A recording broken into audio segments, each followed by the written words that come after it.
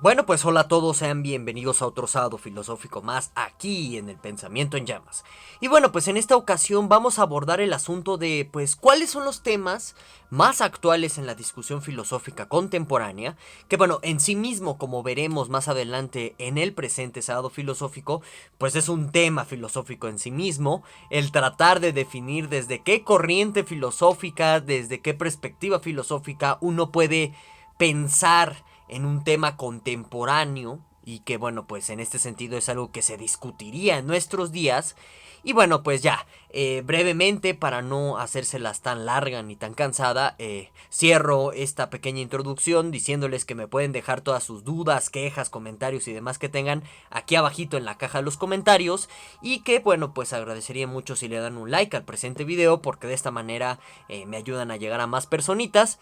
Y bueno, pues como es costumbre, van una serie muy pequeñita de comerciales. El primero de ellos es una cordial invitación a que se suscriban al Pensamiento en Llamas y a que activen la campanita de notificaciones para que no se pierdan ninguno de los videos que subimos aquí en el canal. De igual forma, si la plataforma no te notifica sobre un nuevo video, recuerda que martes, jueves y sábados, después de las 4 de la tarde, hora Ciudad de México, hay nuevo contenido aquí en el canal. Y que los domingos, bueno, pues tenemos nuestros directos en vivo, en donde platicamos de una temática de apertura y de muchas cosas más a las 6 de la tarde, los días domingos, hora Ciudad de México, no se les olvide. Y bueno, brevemente pues doy un agradecimiento a todos los miembros del canal, porque es gracias a sus aportaciones económicas que el Pensamiento en Llamas puede seguir existiendo. Y que yo pues puedo mantener esta oferta de cursos y demás aquí en el canal, también estos sábados filosóficos. Entonces doy un enorme agradecimiento a los miembros del canal. Y brevemente pues te invito, en caso de que estés en la disponibilidad económica de hacerlo, a que te vuelvas un miembro del canal, a que apoyes a la subsistencia del Pensamiento en Llamas. Y bueno, a cambio obtienes también una serie de accesos exclusivos, como a cursos y a nuestro taller de textos, en donde en estos momentos pues estamos leyendo en conjunto el Tractatus Logico Philosophicus de Wittgenstein. También te invito brevemente a que te des una vuelta por mi canal secundario, El Abogado en Llamas, un sitio destinado al análisis y a la discusión jurídica. En estos momentos por allá estamos dando un curso de filosofía del derecho todavía. Entonces en la descripción de este video y como comentario destacado te vas a encontrar enlaces a este canal por si gustas ir a darte una vuelta por allá.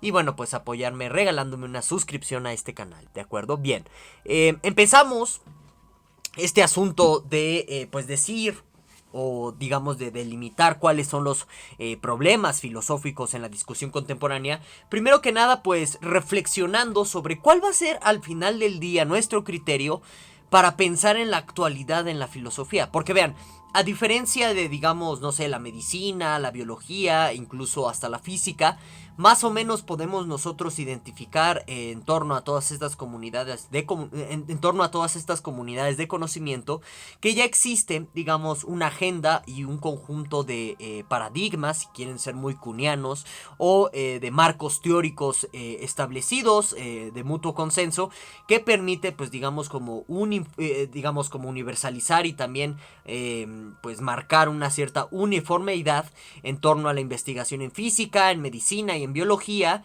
de tal suerte que ahí en esas disciplinas nosotros sí podemos como identificar de mutuo acuerdo en las comunidades científicas cuáles son los principales problemas a los que estas mismas se están enfrentando. Pero en filosofía no podemos hacer esto con tanta facilidad como uno pensaría.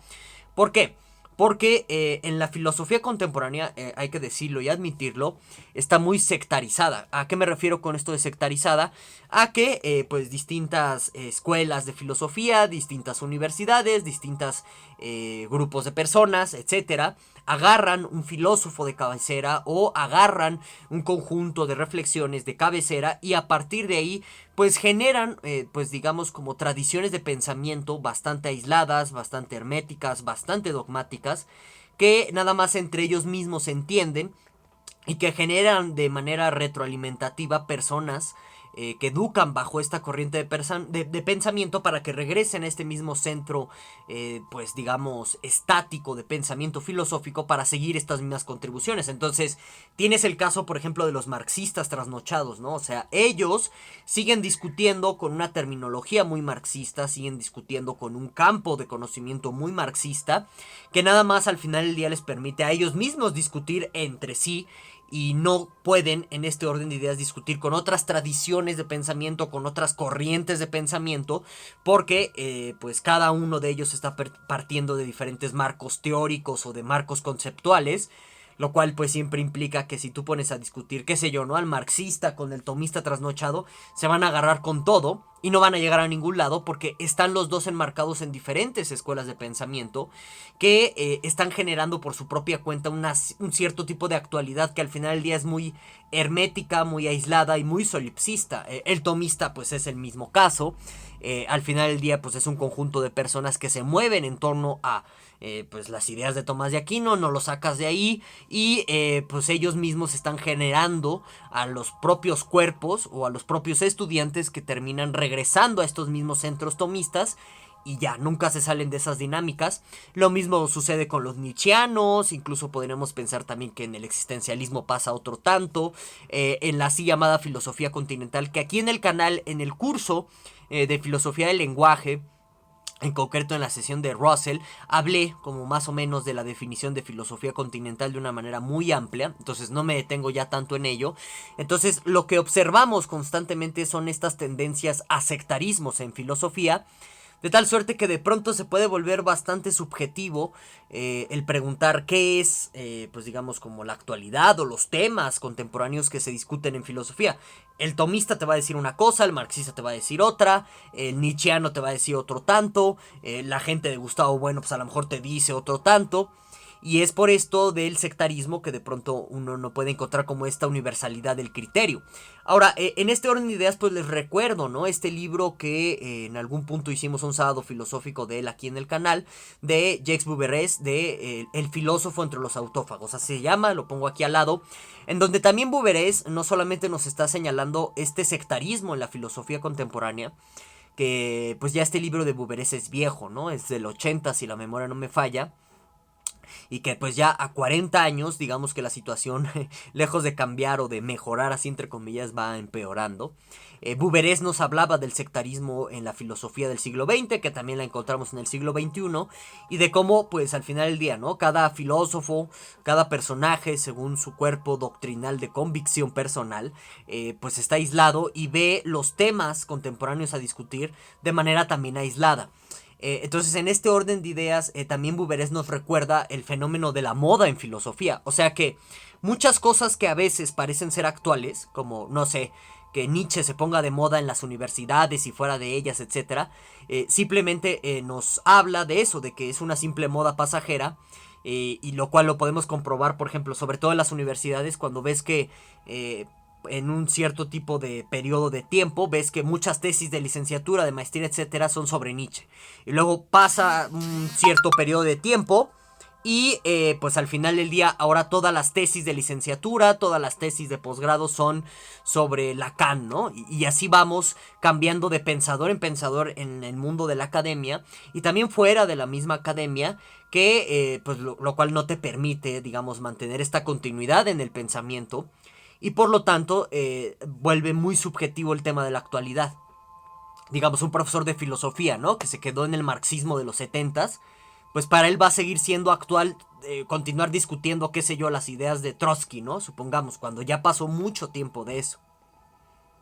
Entonces, todo esto lo digo para que vean todos los asegúnes que hay en torno a la pregunta de cuál es la actualidad en filosofía, y quizás si tú has visto o buscado otro tipo de materiales, contenidos, etcétera, en donde pues se trate de determinar cuál es como la discusión contemporánea en filosofía, vas a encontrar una gran discordancia respecto a todo esto, ¿de acuerdo? Entonces, aquí la pregunta que nos podríamos hacer es el caso que uno pues tiene que aceptar esta subjetividad pues llanante o galopante, si la quieren ver así, de que cada filósofo, según su escuela doctrinaria, pues nos va a determinar cuáles son los temas de actualidad, de tal suerte que el tomista te va a decir, por ejemplo, no, pues que son las 5 vías, y el marxista te va a decir, no, pues es que, supongamos, ¿no? Son las ideas de Trotsky, y a lo mejor, no sé, el buenista te va a decir, no, pues es que es el tema de la materia, y así nos vamos, ¿no?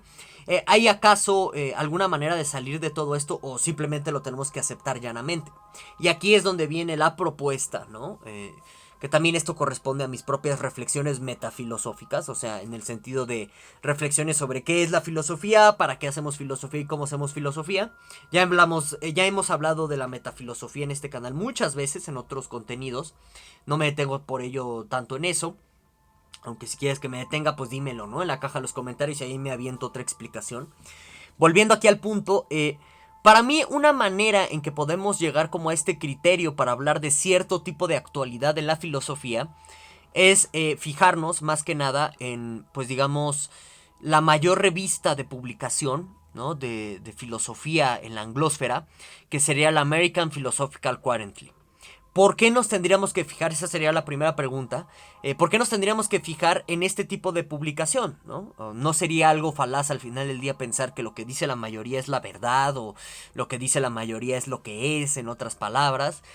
Aquí el punto al que voy a señalar muy concretamente es que de pronto, a veces nos cuesta de pronto admitirlo, pues somos colonias, ¿no? De la anglósfera.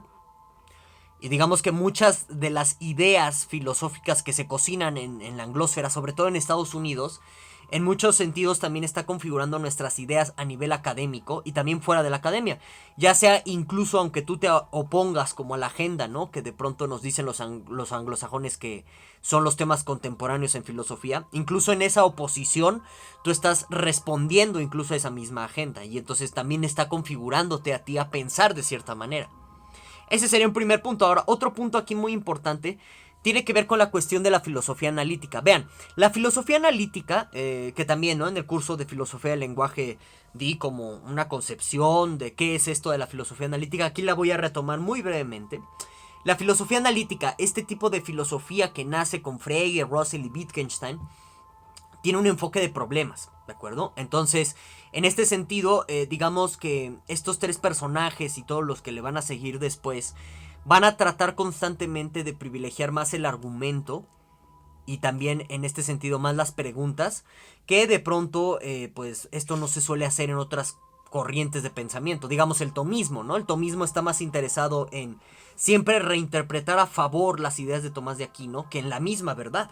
El marxismo igual, siempre está más interesado en reinterpretar las ideas de Marx a favor de Marx que en la misma verdad. El buenismo está al final del día también más interesado en reinterpretar las ideas de bueno para que siempre tenga la razón que en la verdad. Digamos también los sartreanos, ¿no? La gente que sigue a Sartre está más interesada en reinterpretar a Sartre para que siempre tenga la razón que en la verdad. Y así nos vamos con todo este tipo de sectarismos, pero digamos que este sería como la segunda consideración más importante aquí para por qué pensar la actualidad de la filosofía solo y únicamente desde la filosofía analítica. En la filosofía analítica esto no ocurre. ¿Por qué no ocurre? Porque lo que más importa es la pregunta y su respuesta. No tanto quién la dé y tampoco importa demasiado como el autor. Y digamos como que siempre darle la razón a este autor para, pues digamos, en pocas palabras, él siempre tenga la razón, siempre tenga la verdad y no tanto, pues tú estés siguiendo la verdad en sí, digamos. ¿Y cómo podemos comprobar esto? Si es el caso o no en filosofía analítica, que pues esta tradición de pensamiento anglosajón termina como decantándose más por la pregunta y la respuesta que pueda ser verdadera a ella que por los autores o por los sectarismos.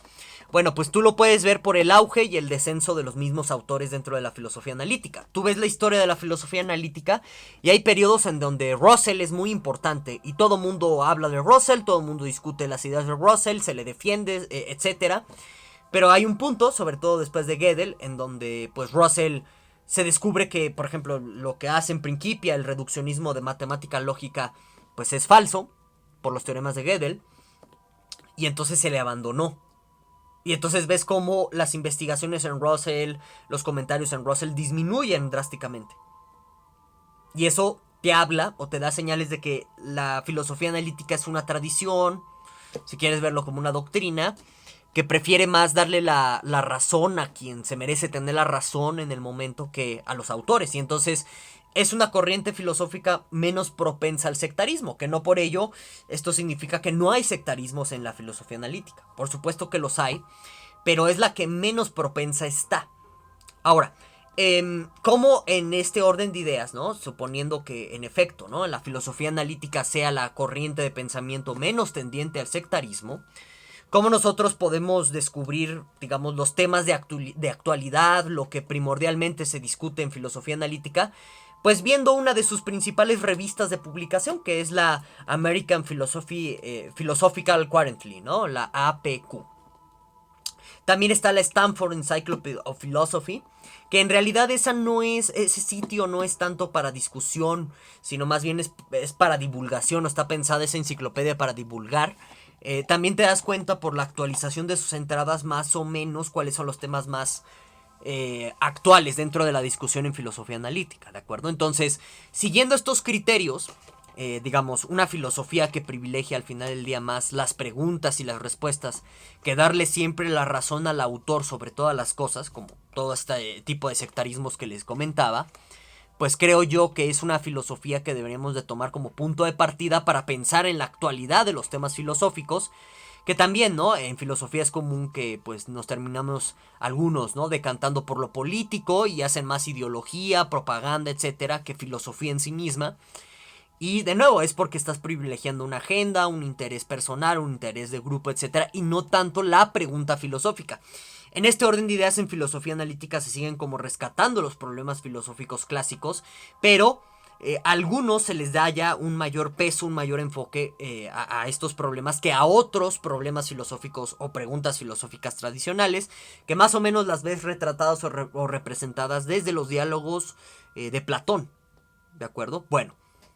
Entonces, siguiendo estas ideas que les voy exponiendo, pues bueno, ¿cómo podemos, en pocas palabras, saber, ¿no? En sí, consultando esta revista del American Philosophical Quarterly, ¿cómo podemos saber, viendo esta revista, cuáles son los principales temas que se están discutiendo en filosofía analítica? Pues es muy sencillo, relativamente sencillo. Revisas las publicaciones periódicas, o sea, ves lo que se ha publicado en 2022, 2021, 2020, 2019, 18, 17, etcétera. Y si ves que hay muchos temas que se van repitiendo, pues esos son los temas de actualidad, esos son los temas en donde hay mayor interés. ¿De acuerdo? También consideren que esta es una de las revistas más leídas, otra vez, ¿no? Por el mundo de la filosofía analítica. Y como la filosofía analítica tiene estos beneficios, otra vez, ¿no? De privilegiar la pregunta y la respuesta por encima de los autores. Por eso tenemos una buena, digamos, acercamiento o algo muy plausible para pensar que desde la filosofía analítica se está pensando o se conserva todavía hasta cierto punto lo contemporáneo, lo actual en filosofía. Entonces, ya yendo en concreto con estos temas que serían los contemporáneos en filosofía, pues el primero sería el asunto de las lógicas modales. Aquí en el canal yo tengo un video, ¿no? Sobre lógica modal, ahí lo puedes checar en el curso de lógica y filosofía de la lógica. Pero básicamente aquí lo que se discute mucho es el asunto de la así llamada metafísica analítica, tratar de entender qué son los mundos posibles. Otros piensan en este sentido en términos de realidades alternas, que los mundos posibles no son como tal realidades alternas, pero son equiparables hasta cierto punto. También, pues todo lo que tiene que ver con qué es esto de la necesidad y la posibilidad, ¿de acuerdo? Muy, muy jalado todo este asunto desde Kripke en adelante, Saul Kripke. Luego, otro tema como muy contemporáneo es todo lo que tiene que ver con las lógicas no clásicas, no la de la silogística aristotélica, por favor. Igual, está este curso de lógica y filosofía de la lógica, por si lo quieres checar, tengo una sesión así de lógica no clásica, en donde trato de explicar qué es eso. Bueno, aquí lo que se está decantando mucho el análisis, el estudio es hacia el ámbito de la computación. Hay gente que habla de la independencia ya de la lógica respecto a la filosofía, porque se acerca tanto al mundo computacional que ya parece ser una disciplina autónoma por completo. Más o menos parece que se está dando. En fin, es otro tema muy largo de debate y de análisis. Pero aquí lo que se reflexiona en torno al asunto de las lógicas no clásicas es todo lo que tiene que ver con la lógica paraconsistente también. Este asunto de que pueda haber verdades contradictorias, ¿no? Desde los primeros formulamientos o formulaciones de Newton da Costa, este brasileño creador de la lógica paraconsistente, y desde posturas metafísicas australianas con el dialeteísmo, ¿no? Todo un tema ahí largo, pero digamos que todo este asunto de las lógicas no clásicas sigue siendo muy vigente. También el asunto de las epistemologías sociales. ¿Qué es esto? Bueno, pues tratar de explicar o entender cómo formamos creencias desde lo social. Y hay como tres enfoques aquí muy particulares, o sea, ¿qué significa a nivel epistemológico la fe, la esperanza y las creencias en general? Sobre todo para estudios a veces muy conductuales de los individuos respecto a cómo se comportan frente a autoridades del conocimiento, ¿no? Ya sea la televisión, sería una autoridad de conocimiento, porque hay gente que lo toma así como una autoridad epistémica. Los profesores son otras autoridades epistémicas, los médicos, etcétera. Bueno, ahí hay todo un asunto de epistemología social muy vigente. Hay gente brandoniana, ¿no? Ahí metida en los temas de epistemología social, en fin. Luego, otro tema aquí, pues muy vigente dentro de la filosofía analítica y que de nuevo lo podemos considerar como el tema vigente todavía de la filosofía es el asunto de lo mental. En términos de las neurociencias contemporáneas, pues se trata de explicar qué es la mente. Hay posturas epifenomenalistas, hay posturas reduccionistas, materialistas, hay de todo tipo de posturas en este debate, pero todo lo que tiene que ver con lo mental, pues es muy actual y vigente dentro de la filosofía analítica. Y de nuevo, como es una tradición que privilegia más hasta cierto punto, ¿no? Las preguntas y las respuestas que los autores, pues podemos dar fiabilidad de que este es un tema contemporáneo en filosofía. Todo lo que tiene que ver con la naturaleza de lo mental en su relación con las neurociencias, ¿de acuerdo? También lo que se suele conocer como la filosofía de la genética se ha puesto como de moda, por si quieren decirlo así, que tiene que ver con todo esto de la eugenesia. Aquí hay un asunto moral muy de fondo en el sentido de si es bueno o malo la modificación de seres humanos, de sus genes. También se meten temas de transhumanismo, la filosofía analítica está entrándose a cuestiones de transhumanismo, muy interesante en este orden de ideas. Por supuesto, otro tema vigente es el asunto de la IA, la inteligencia artificial. Si podemos considerar cierto tipo de programas autónomos como seres conscientes, con propio raciocinio, etcétera. ¿Qué implica en este sentido hablar de la conciencia, etcétera? Bueno, pues son temas muy vigentes. Luego está también el rollo de los derechos animales, ¿no? Ya sea, hay posturas desde Peter Singer con su famoso texto de Liberación Animal, ¿no? De los 70, si la memoria no me falla. Hasta la fecha sigue siendo un tema que se sigue jalando, arrastrando. Bueno, desde derechos animales, pues han salido posturas contra la tauromaquia, por ejemplo. Posturas en contra de la cacería por diversión en África, ¿no? Cacería de animales salvajes. También todo lo que tiene que ver con el asunto de cómo tratar a las mascotas, cómo tratar a las plagas que el ser humano provoca, etcétera. Bueno, pues hay toda una reflexión ética ahí. También en esta misma reflexión se meten cosas del medio ambiente y demás. Y bueno, también tenemos en este orden de ideas la reflexión metafilosófica y metasemántica. Metafilosófica, ya saben, ¿no? Es esta área que se dedica a reflexionar qué es la filosofía, para qué sirve y cómo se hace. Bueno, pues es un tema, ¿no? Muy vigente en los debates de filosofía analítica. En el sentido de decir, bueno, ¿hasta qué punto podríamos ya pensar que la filosofía sigue siendo, que la filosofía analítica sigue siendo filosofía y no es ya otra cosa? ¿Cuál sería en este sentido la verdadera filosofía? Todo este tipo de debates se dan en metafilosofía. Y luego está el asunto de las metasemánticas, ¿no? ¿Qué es una metasemántica? Pues en pocas palabras es el estudio de la semántica en sí misma, en términos de cómo funciona, cómo los hablantes usan lenguaje para referir a más lenguaje, este tipo de cosas. Y aquí se mete un debate eterno que hay entre personas que creen en las semánticas externalistas y las semánticas internalistas.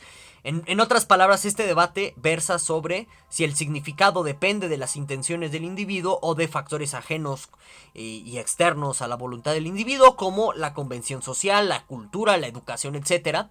Ese es un debate eterno. Ahí, por ejemplo, está metido hasta cierto punto gente seguidora de Chomsky y demás. Luego, otro tema como muy vigente, muy contemporáneo, es el que se conoce como el de las verdades ficcionales o fictional truly. ¿Qué es una verdad ficcional en pocas palabras? Bueno, hace referencia a todo este asunto de verdades que suceden en obras de ficción. Por ejemplo, si yo digo que es cierto que el Quijote, pues se lanzó contra unos molinos pensando que eran gigantes, ese enunciado, todo esto que dije, es verdadero porque está sucediendo en una ficción, es decir, en el Quijote. Y aquí el problema o el reto que siempre ha presentado las verdades ficcionales, así sería más o menos su traducción en el español, es tratar de delimitar y de diferenciar la verdad ficcional con la verdad puramente fáctica, referencial de lo que acontece en el mundo. ¿Sí? Es todo un tema ahí muy interesante. Qué nivel o qué estatus ontológico tiene la ficción. También qué entendemos por ficción. Entonces es un tema ahí muy contemporáneo. Ahora, otra cosa aquí contemporánea que surge es todo lo que tiene que ver con el fallo moral. El fallo moral hace referencia a que pues nosotros como agentes morales pues no siempre vamos a seguir las reglas de la moralidad establecida, no por cosas voluntarias, sino por meros accidentes del mundo, descuidos inevitables del ser humano, etcétera. Y aquí pues toda la reflexión versa en torno al perdón y al resentimiento, o sea, hasta qué punto la conducta humana que termina en fallos propios de la naturaleza humana, como que se te olvide, no sé, el nombre de un amigo porque viniste muy desvelado, etcétera, a la reunión o al cumpleaños de este amigo. Se te olvidó de pronto su nombre y se enoja. Entonces, ¿hasta qué punto por olvidar el nombre de un amigo pues podríamos decir que tienes la obligación de sentirte arrepentido, de pedir disculpas, etcétera? Todo eso tiene que ver con la discusión del fallo moral. Y bueno, esos serían en pocas palabras los temas que están vigentes en filosofía analítica. Y que, como les digo, ¿no? O sea, en virtud de que la filosofía analítica pues es de estas pocas corrientes de pensamiento filosófico que privilegian más la pregunta y la respuesta y no tanto a los autores como en otro tipo de sectarismos filosóficos tipo Marx, ¿no? De nuevo, que se privilegia más siempre darle la razón a Marx, no importa qué esté ocurriendo en la realidad, más allá de buscar la verdad de las cosas, o igual en el tomismo, ¿no? Que importa darle más la verdad a Tomás de Aquino que lo que esté sucediendo realmente en el mundo. Y así nos vamos con los sectarismos. Bueno, en la filosofía analítica, como no sucede eso, por eso podemos decir que lo más fiable y lo más cercano que podremos considerar como una contemporaneidad en los temas de discusión de la filosofía, pues son los temas que se debaten en filosofía analítica. Pero bueno, hasta aquí lo vamos a dejar, espero que les haya gustado el video. Díganme en la caja de los comentarios qué opinan, qué piensan. Sé que es polémico esto que acabo de decir de la filosofía analítica, pero bueno, los leo. Ya saben que me pueden dejar todo lo que gusten aquí abajo, no olviden darle like, nos vemos, hasta la próxima.